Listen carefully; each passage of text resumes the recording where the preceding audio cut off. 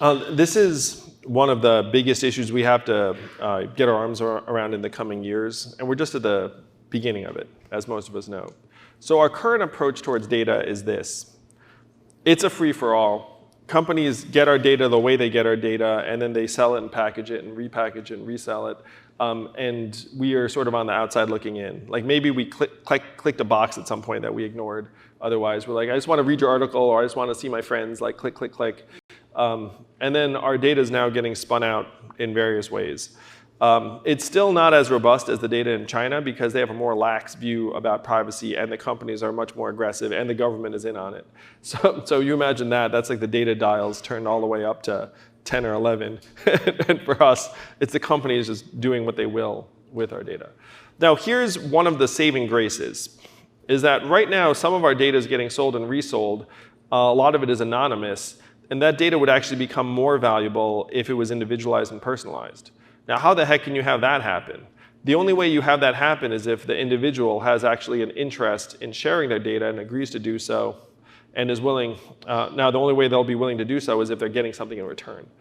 So that, to me, is the direction we have to go. I'm in the camp, just to speak for myself, like you can have my data if you make my life easier, as long as you don't like abuse it or do something, like I don't get spammed a lot or any of that stuff.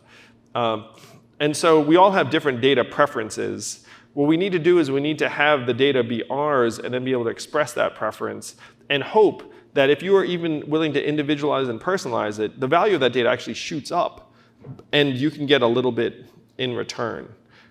So this is, to me, the direction we have to start going. We have to start letting ourselves make decisions about this data. And it starts with acknowledging that the data is ours. Right now, that's not even clear. Right now, like, who owns my web surfing history? In theory, it might be me. It might be the browser. It might be the company that issued the cookies on my browser.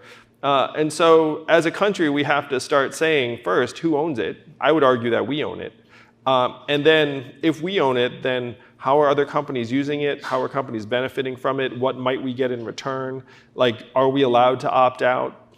These are some of the most important considerations of our time. And to me, our country should be asking these questions and asking us, the American people, what our preferred approach is, as opposed to right now essentially having the default be we're bystanders, the companies are making the decisions for us.